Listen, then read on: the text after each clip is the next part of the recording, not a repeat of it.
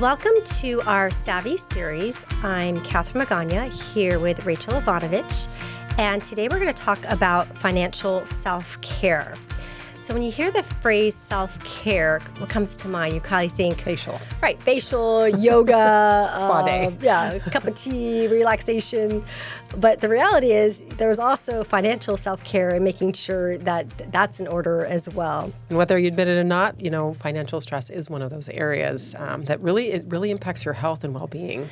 And I think if you kind of start incorporating a financial wellness routine into your lives, that might make kind of the money conversation or thinking about money feel a little bit different. Absolutely. And just like we think about getting our steps in or taking our vitamins, we really need to pay attention to our financial health as well. And small habits and checkups will build your confidence and reduce that stress. Yes, so why it matters is because I think sometimes, for some reason, I think there can be for some stress about money or the idea of money or kind of some things that might come up. I think a lot of our clients have come to us and just help me get rid of the anxiety and stress about money. Well, and it's interesting because we were sharing that some of these clients have a lot of money too, and it's not just how much you have, and I think it's always that fear of, do I have enough or is it going to last, or and even clients that have enough money that will last, there's still that financial stress or fear. So by the end of the episode, we really hope you'll have some practical routines and strategies and the mindset shifts to help you treat your money management like an act of self-love.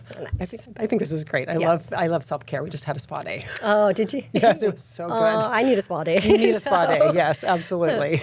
So let's take a moment and think about, when was the last time you felt anxious about money, and perhaps maybe what triggered that.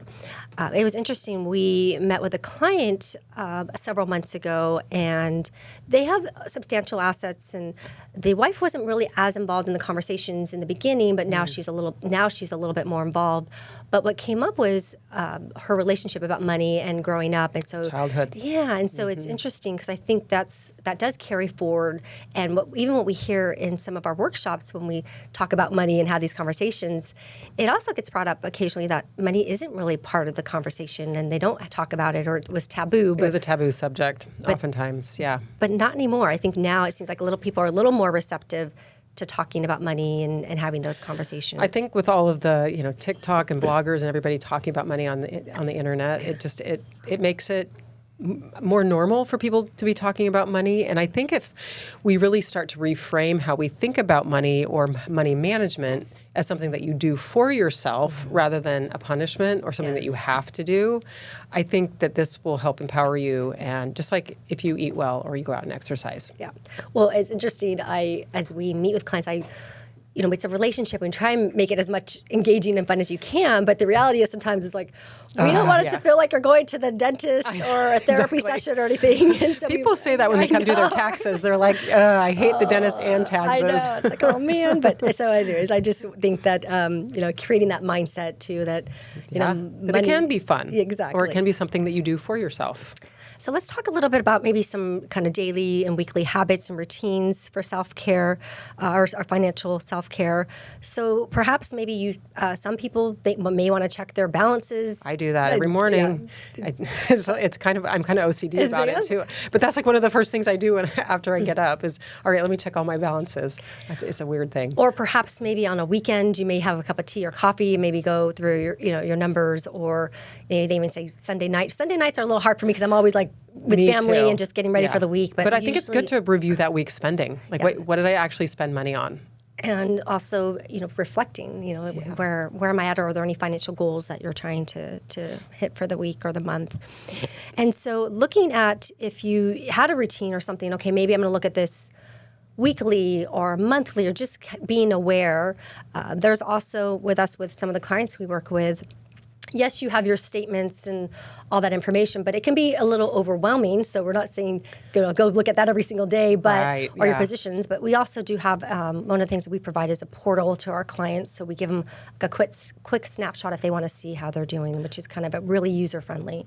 And we do financial plans, and so people can see what their net worth is, and how all of their assets are positioned, what their goals are. My sister and brother-in-law, they actually sit down on New Year's Eve, I think, every year, and they have a spreadsheet that they go through and kind of compare, how they were doing a year before to now, and that's something for them that they celebrate every year. And it's good. It's like you want to have that success together, or and go through it, and so they know where are we at. Well, and I think it's important to celebrate some small wins, and not just look at it and get beat yourself up about it. Like, I'm not hitting my budget, or I overspent, but look at how far you've actually come. What's interesting, occasionally I'll look at our household, and all of a sudden I'm like, oh, we hit a mile. If it went up, or we've been adding, and I just sometimes when we hit certain milestones, I'll send Jocelyn a little text. I'm like, oh, look where we're at now. And so it's just... you have 2 kids going to college soon. I know. And so that's like when you talk about anxiety, it's like, I feel pretty good going in. Yeah. I think we've been saving since they were born. So it's hard when you don't know where they're going to be going to school, though. And that's the problem, is I don't know exactly yet. And so we do have enough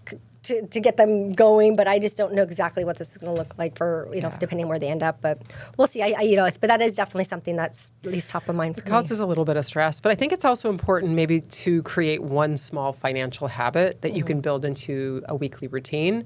And I was actually talking to one of our newer employees, and she was telling me about a debit card that she had that rounded up, and that money, the extra cents, so let's say she spent $7.50. The remainder, the 50 cents, goes into a savings account, and then when it hits a certain balance, she can invest it. So I thought that was really interesting. I hadn't heard of that before. But that's another way to save, and it starts adding up, too. Exactly, yeah.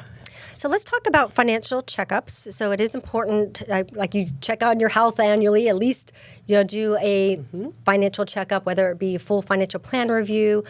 We usually are talking to our clients more than just once a year, and we are available for those that want more than once a year, but definitely at least once a year, kind of doing a review of your financial plan, like you mentioned. What are your goals, and and how are you putting the money? Are you saving, or have things changed in your life? And it also could be reviewing retirement contributions, making sure you're maxing out your 401k or 403b, IRAs, making sure that your estate plan documents are in order. If you have to change beneficiaries, if anything's changed in your life, any big changes, marriages, and then tax planning, because there's all these rules are changing all the time. Right. Coming up in 2 weeks, you have estimates due. Yeah. So making sure that you're in line and on track for the end of the year. And so kind of looking at, kind of thinking about when you think about your money, and, what kind of comes to mind? Like if you think of a word, what comes to mind to you? Could it be budget, plan, or nothing comes to mind? I was thinking sunny. Yeah. And how does that make you feel? For me, I think, for some reason, I just think save, like save, because I know I have the college coming for the kids. I was thinking of gold. Yeah. That's sunny. Yeah. It just makes me feel like, the shiny gold. Yeah. And so perhaps you take some time and journal about, I'd like it. Yeah, like where are you at about your thought about money, ideas about money, really getting in that money mindset.